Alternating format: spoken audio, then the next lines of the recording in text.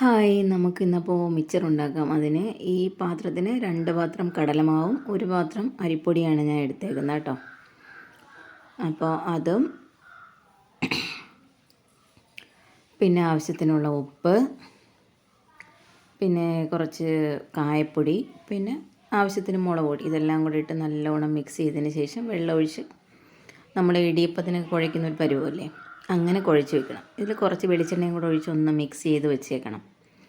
പിന്നെ അതിൽ നിന്ന് കുറച്ചെടുത്ത് നമുക്ക് ബൂന്തിക്കായിട്ട് ഒന്ന് മിക്സ് ചെയ്ത് വെക്കാം അതിനകത്ത്. അപ്പോൾ കുറച്ച് സോഡാപ്പൊടിയും കൂടെ ഇടണം.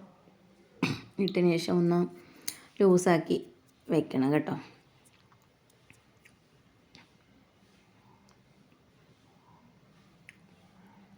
ഇത് നമ്മുടെ തോട്ടുകപ്പലിൻ്റെയാണ്, പച്ചക്കപ്പലിൻ്റെ ഇല്ലാത്തതുകൊണ്ട്. അപ്പോൾ ഇത് നമ്മുടെ ഇടിയപ്പത്തിന് ഇത് ചെയ്യുന്നതാണ് ഏറ്റവും ചെറിയ അച്ചിട്ടിട്ട് ഇതിങ്ങനെ എണ്ണയിലോട്ട് ചുറ്റിച്ചു കൊടുക്കണം. അപ്പോൾ ചുറ്റിച്ചതിന് ശേഷം ഇത് ജസ്റ്റ് ഒന്ന് ശരിയാകുമ്പോഴത്തേക്കും മറിച്ചിട്ട് കൊടുക്കണം. അപ്പോൾ മറിച്ചിട്ട് കൊടുത്ത് ഇതൊന്ന് നല്ല മുരുമുരാകുമ്പോൾ ഇതെടുക്കണം.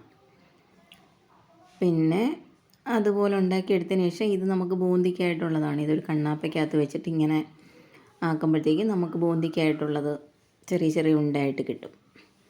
അപ്പോൾ അത് കുറച്ച് നേരം ഇങ്ങനെ ചൂടാക്കി എടുക്കുമ്പോഴത്തേക്കും നമ്മുടെ ബൂന്തി ശരിയാവും. അതും ഇതിനകത്ത് ഇട്ട് കൊടുക്കണം. പിന്നെ ഇത് നമ്മുടെ പൊട്ടുകടല, അതും പിന്നെ കുറച്ച് കറിവേപ്പില, ഇത് വെളുത്തുള്ളി ചതച്ചതാണ്, അതും കൂടെ ഇട്ടതിന് ശേഷം ഇത് നമ്മുടെ തൊലിച്ചെടുത്ത കപ്പലണ്ടി.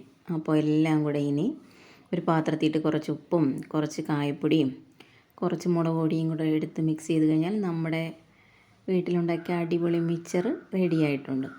അപ്പോൾ എല്ലാവരും ഒന്ന് ഉണ്ടാക്കി നോക്കണേ. അപ്പോൾ ഇഷ്ടപ്പെട്ടാൽ ഒന്ന് ലൈക്ക് ചെയ്യണേ. അപ്പോൾ ഇത്രയേ ഉള്ളൂ. Thank you.